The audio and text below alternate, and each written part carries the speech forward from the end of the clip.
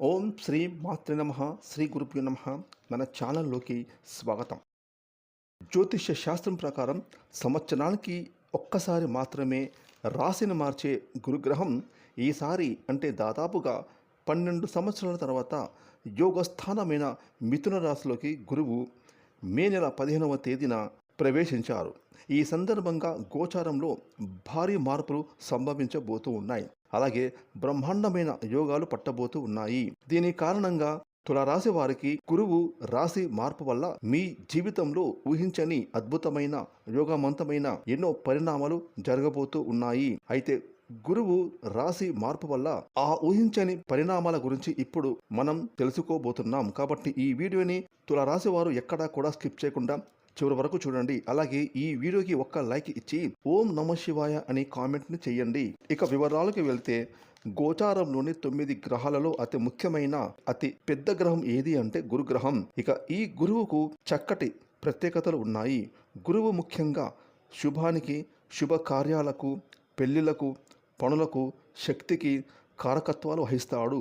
ఈ భూమండలంలోని మానవులకు సమస్త సుఖాలను, సౌఖ్యాలను, భోగాలను అందాలన్నా, సంతోషాలను, ఆనందాలను పొందాలన్నా, పుణ్య కర్మల ప్రతిఫలాన్ని ఆశించాలన్నా ప్రతి ఒక్కరికి గురుబలం తప్పకుండా ఉండాలి. ఒక్క మాటలో చెప్పాలంటే ఇతర గ్రహాల యొక్క అనుకూలతలు లేకపోయినా కూడా గురుబలం అనేది ఉంటే చాలు, మనం పట్టిందల్లా బంగారమే అవుతుంది. నిజానికి మానవాళికి అదృష్టం అంతా కూడా గురువుతోనే లభిస్తుంది. గోచారం ప్రకారం గురువు ఉన్నటువంటి స్థానాన్ని బట్టి ఫలితాలు నిర్దేశించబడతాయి. గురువు ఒక్కో స్థానంలో ఒక్కో విధమైన శుభ ఫలితాలు అలాగే అశుభ ఫలితాలను కూడా ఇస్తూ ఉంటాడు. ఈ క్రమంలో ఈసారి గురుగ్రహం వృషభ రాశి నుండి మిథున రాశిలోకి సంచరించడం జరిగింది. దాదాపుగా 386 రోజుల కాలం పాటుగా మిథున రాశిలోనే గురువు సంచరిస్తాడు. అంటే 2026వ సంవత్సరం జూన్ 2వ తేదీ వరకు కూడా గురువు మిథున రాశిలోనే సంచరించడం జరుగుతుంది. అయితే మధ్యలో కొన్ని రోజులు అతిచారం రావడం వలన అంటే గురువు ఫార్వర్డ్ మోషన్లో అక్టోబర్ మాసంలో కర్కటక రాశిలోకి వెళ్ళి తిరిగి డిసెంబర్ మాసంలో గురువు మిథున రాశిలోకి వచ్చేస్తాడు. అంటే అతిచారం వలన ఒక 48 రోజులు కర్కటక రాశిలో సంచరించిన తర్వాత మిగిలిన కాలమంతా కూడా గురువు మిథున రాశిలోనే సంచరించడం జరుగుతుంది.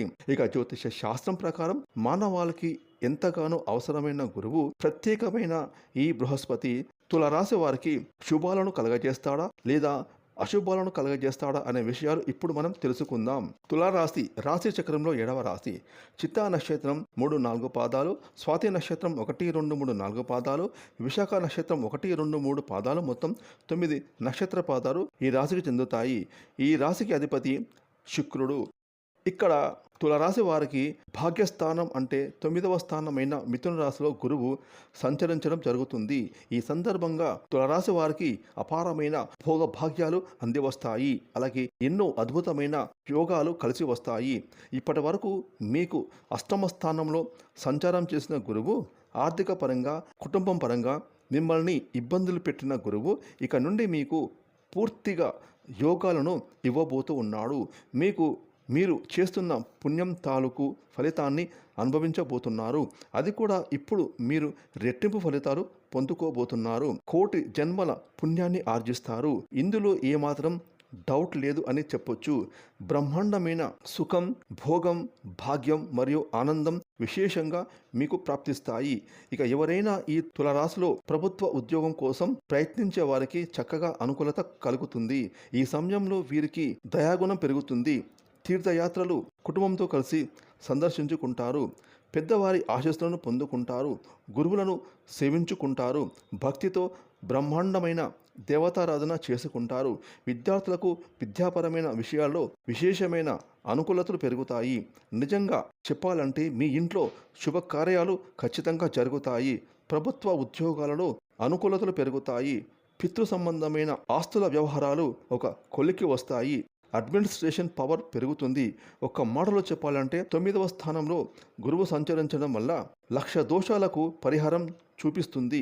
మిగిలిన గ్రహాల యొక్క స్థితిగతులు ఎలా ఉన్నా సరే గురువు చేసే అద్భుతాలను ఖచ్చితంగా మీరు చూస్తారు అని చెప్పవచ్చు. ఇక గురువు యొక్క శుభదృష్టి వలన తులరాశి వారు ధర్మ కార్యాల వైపు మొగ్గు చూపుతారు. ధర్మబద్ధమైన పనులను చేస్తున్న కాలం టైం మీకు రక్షణగా ఉంటుంది.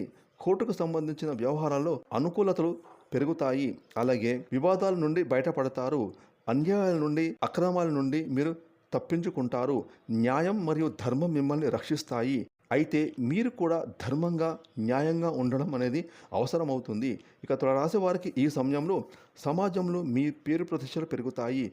సేవా కార్యక్రమాల్లో పాల్గొంటారు. సేవలు చేస్తారు. దానాలు ధర్మాలు చేస్తారు. పబ్లిక్ రిలేషన్స్ విశేషంగా పెరుగుతాయి. అన్నదమ్ములతో మిత్రులతోటి శ్రేయోభిలాషులతోటి చక్కటి రిలేషన్స్ని మెయింటైన్స్ చేస్తారు. ఒక మాటలో చెప్పాలంటే అన్ని రంగాలలో అద్భుతమైన శక్తి సామర్థ్యాలను కలిగి ఉంటారు.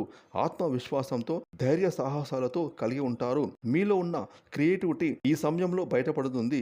చేసే పనులలో కొత్తదనం కనిపిస్తుంది. ఉద్యోగస్తులకు, వ్యాపారస్తులకు, వ్యవసాయదారులకు, అలాగే ఇతర కార్యకలాపాలు చేసేవారికి అందరికీ కూడా యోగదాయకంగా ఉంటుంది. ఖచ్చితంగా చెప్పాలంటే మొత్తం మీద చూస్తే రాబోయే సంవత్సరం వరకు గురువు ఈ తులరాశి వారికి అదృష్టకరమైన అలాగే బ్రహ్మాండమైన శుభ ఫలితాలను ఇవ్వబోతున్నాడు అని చెప్పడంలో ఎటువంటి సందేహమే లేదు. ఒకవేళ మీ యొక్క వ్యక్తిగతమైన జాతకం బాగోలేకపోయినా ఎటువంటి ఇబ్బందులు లేవు. గురువు యొక్క బలం మరింత పెరగడానికి తులరాశి వారు గురువులను కానీ పితృ సమానులను సేవించడం మంచిది. అలాగే దక్షిణామూర్తి స్తోత్రాలను పారాయణం చేయాలి. అదేవిధంగా గురువారం రోజున ఉపవాస నియమం పాటించండి. గురువారం రోజున పసుపు రంగు వస్త్రాలను దానం చేయండి. ప్రతి గురువారం గోవుకు గరికెను తినిపించండి. ఈ విధంగా మీరు చేసుకోవడం ద్వారా మీ జీవితంలో మరింత శుభ ఫలితాలు పొందుకుంటారు. ఫ్రెండ్స్, ఈ వీడియోని లైక్ చేయండి, షేర్ చేయండి. అలాగే ఇప్పటివరకు మీరు కనుక మన ఛానల్ని సబ్స్క్రైబ్ చేసుకోకపోతే ఇప్పుడే సబ్స్క్రైబ్ చేసుకొని ప్రక్కనే వచ్చిన ఆల్ అనే బెల్ ఐకాన్ని యాక్టివేట్ చేసుకున్నట్లయితే మేము చేసే మరిన్ని ఇలాంటి లేటెస్ట్ వీడియోలు ముందుగానే మీకు నోటిఫికేషన్గా వస్తాయి. Thanks for watching.